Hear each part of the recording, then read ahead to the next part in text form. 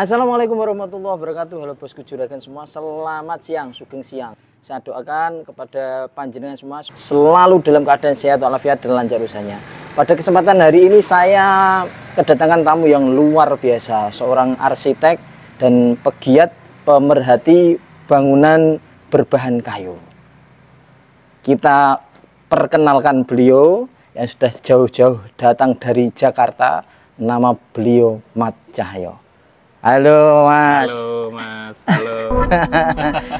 Selamat datang di Kota Kudus Mas. Terima kasih, tempatnya luar biasa ini. Oh iya, saya ingin menanyakan alasan panjenengan memutuskan untuk menjadi pemerhati dan pegiat bangunan arsitek berbahan kayu ini apa Mas? Dan mungkin sejarahnya bagaimana menurut keimanan panjenengan? Ya, kurang lebihnya kita sebagai negara tropis itu kan memang dianugerahi bahan kayu yang bagus. Iya, iya. Nah, jadi hutan tropis kita itu menghasilkan kayu-kayu yang bagus. Mm-hmm. Karena itulah juga masyarakat kita secara tradisi juga sangat akrab dengan bangunan kayu. Mm-hmm. Nah, jadi ini sebuah tradisi yang sangat lama dan itu terbukti ya sampai hari ini masyarakat kita masih ada yang menggunakan bangunan kayu sebagai rumahnya dan sebagainya. Contoh nih yang ada di belakang kita ini kan lazim disebut sebagai rumah joglo. Yeah. Nah, rumah joglo ini kalau melihat dari tipologi rumah Jawa atau arsitektur kayu Jawa itu kan ada beberapa ya. Jadi ada yang tipe tajuk yang bentuknya seperti masjid itu. Iya, betul, lancip. Betul. Lalu ada tipe joglo. Yang sebenarnya kependekan dari tajuk loro. Ya, betul. Disingkat joglo, gitu kan ya. Lalu ada tipe limasan, lalu ada tipe kampung dan panggang P. Nah, hari ini saya menyaksikan bagaimana sebuah tradisi yang berusia ratusan tahun itu masih bisa bertahan dan berkembang ya dari waktu ke waktu. Jadi ini bukti tentang sebuah budaya atau tradisi yang dia bisa bertahan sekaligus bisa berkembang ya dari waktu ke waktu. Contoh juga di belakang kita ini joglo dengan ukuran sokoguru atau tiang utamanya yang 40 cm itu bahkan di bangunan-bangunan yang istana atau keraton itu bahkan juga tidak ada yang sebesar ini gitu ya dimensinya gitu ya. Jadi ini memang ada hal-hal yang bersifat inovasi yang harus juga saya apresiasi itu dari para tukang, ya kan? Karena bangunan tradisi kita itu dikembangkan bukan oleh arsitek seperti saya sebenarnya, tapi oleh para tukang, ya kan? Itu ya, gitu ya. Iya, gitu. Jadi ini kan masyarakat yang mengembangkan tradisi ini bukan masyarakat yang istilahnya secara formal sekolah arsitektur kan? Gitu. Jadi ini yang saya juga sangat tertarik itu karena memang negara kita negara kayu, maka seyogyanya dan sepatutnya arsitektur kayu itu berkembang di negara kita. Dan bahan kayu sebenarnya adalah bahan yang tidak pernah habis ya. Asal kita pandai mengelolanya, maka kayu tetap ada, rumah kayu tetap ada, dan kita bisa swasembada papan. Oh iya, iya.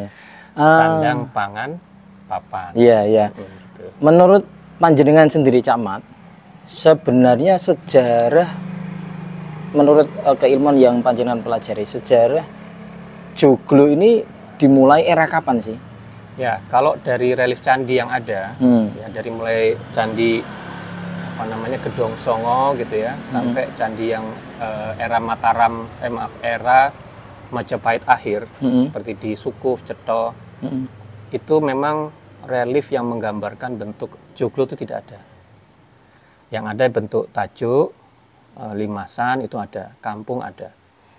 Nah, patut diduga memang berkembangnya bangunan joglo tadi, bentuk atap joglo itu di era Mataram Islam. Nah, hingga hari ini gitu ya. Maka ini sebuah tradisi. Kalau untuk bangunan joglonya berarti sebuah tradisi yang berusia 500 tahun lebih berarti kan? Iya, iya. Tetapi dan tipe yang lainnya limasan, tajuk mungkin lebih tua lagi. Nah, gitu kan. Nah, jadi tapi karena mungkin bangunan joglo itu banyak dipergunakan untuk rumah-rumah tinggal juga. Maka dia yang menjadi paling populer. Kalau orang Jawa sendiri itu untuk memiliki sebuah joglo itu kan merupakan simbol kewibawaan. Menurut panjenengan sebagai pemerhati arsitektur kayu berbahan kayu, untuk kedepannya ini progresnya bagaimana kira-kira? Apakah semakin bagus atau nanti akan tenggelam oleh zaman peminat dan penyuka bangunan kayu, bahan kayu? Ya, kalau saya melihat sih secara apa ya, secara di kacamata konsumen, tentunya yang menyukai bangunan seperti ini tuh kan dalam istilah marketing itu niche market atau ceruk pasar. Nah, ceruk pasar itu memang tidak berbicara pada volume yang besar, tetapi dia akan selalu ada, ya kan? Contohnya sampai hari ini pun kalau saya yang berdomisili di Jakarta itu masih menemui sangat banyak bangunan joglo di kota Jakarta, kota yang paling padat dan paling maju di Indonesia, ya kan. Nah, karena itu menurut saya ceruk pasar ini akan selalu ada. Oh, gitu ya. Ya, dan memang ini menjadi spesial menurut saya, dan dia memang tidak bisa disamakan dengan rumah-rumah yang mungkin lebih massal ya. Ya, memang ada sendiri marketnya. Nah, karena dia bagian daripada tradisi, maka saya yakin akan selalu ada marketnya. Dan terbukti di sini 30 pengukir, sekian puluh tukang bekerja di sini kan untuk bisa melayani market atau pasar, berarti ada itu marketnya. Dan memang khusus ya. Nah, khusus memang tidak bisa dikebiau ya. Nah, tapi akan selalu ada karena ini bagaimanapun apa namanya, tradisi ukir, ornamen ini memang bagian daripada kehidupan tradisi kita ya dari sejak lama. Jadi ya tidak mengherankan kalau itu meresap dalam mungkin dalam alam bawah sadar ya masyarakat kita gitu ya. Nah, itu. Nah, sementara ini juga saya mau jelaskan sedikit bahwa sebenarnya rumah bentuk-bentuk arsitektur yang ada di Jawa itu tadi tajuk, joglo, limasan dan seterusnya. Itu memang secara hierarki itu yang paling dianggap paling tinggi itu tajuk. Karena itu dia butuh bangunan sakral. Masjid, ya kan, cungkup makam, ya kan. Nah, setelah itu nomor berikutnya mungkin istana, keraton itu banyak bentuk joglonya, lalu limasan dan seterusnya, kampung untuk masyarakat yang kebanyakan gitu ya. Nah, sebenarnya ini status sosial ini tadi sebenarnya juga kalau diperhatikan adalah dapat dilihat dari banyaknya jumlah kayu yang digunakan. Betul. Nah, jadi kenapa ini menjadi banyaknya dan besarnya? Semakin banyak rumah bahan baku kayu yang digunakan berarti semakin banyak biayanya kan, gitu ya, kira-kira gitu ya. Nah, semakin berukir, semakin membutuhkan tukang yang ahli, berarti semakin mahal. Maka sebenarnya status sosial juga berkaitan dengan konsumsi bahan kayu yang digunakan. Besarnya kayu juga ya. Tipe kampung tidak mungkin ada yang berutiran seperti ini ya kan, sederhana, polos dan seterusnya. Jadi status sosial juga berkaitan dengan konsumsi jumlah kayu, secara logikanya begitu. Ya, menarik sekali Bosku Juragan, kita ngobrol-ngobrol di siang hari. Ini spontan, tidak ada janjian. Jadi beliau datang ke Kudus, saya jemput, saya berikan informasi terkait dengan arsitektur kayu, baik dari bahan ataupun cara mengukirnya. Beliau ini membidangi di bidang arsitek konvensional dan pemerhati kayu tadi ya, berbahan kayu Pak. Cak Mat ya. Mungkin cukup sampai di sini dulu. Nanti lain waktu, lain kesempatan kita sambung lagi sebagai konklusi untuk kita semua sebagai generasi penerus lah, agar kelestarian budaya ini tetap menjadi identitas Indonesia. Mungkin ada yang disampaikan Cak Mat?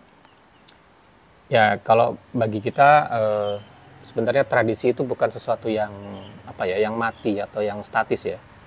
Jadi tradisi itu adalah sesuatu yang hidup ya, yang diwariskan dari generasi ke generasi dengan pengubahsuaian sesuai dengan kondisi zaman. Dan saya yakin Pak Samsul atau Mas Samsul sudah merasakan bagaimana misalkan corak, ya kan, ornamen, beberapa detail sambungan, dan itu juga berkembang dari waktu ke waktu ya kan. Ya, jadi itu memang bentuk daripada pengubahsuaian dari generasi ke generasi.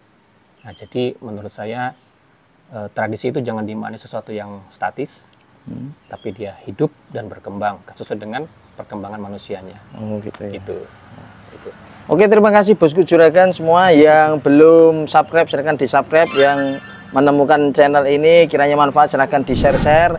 Akan kami sajikan informasi-informasi menarik lainnya, mungkin lebih random di akun Kang Samsul Sukses, karena ada akun satu lagi Papi Jawa Joglo juga yang bisa panjenengan lihat di sana.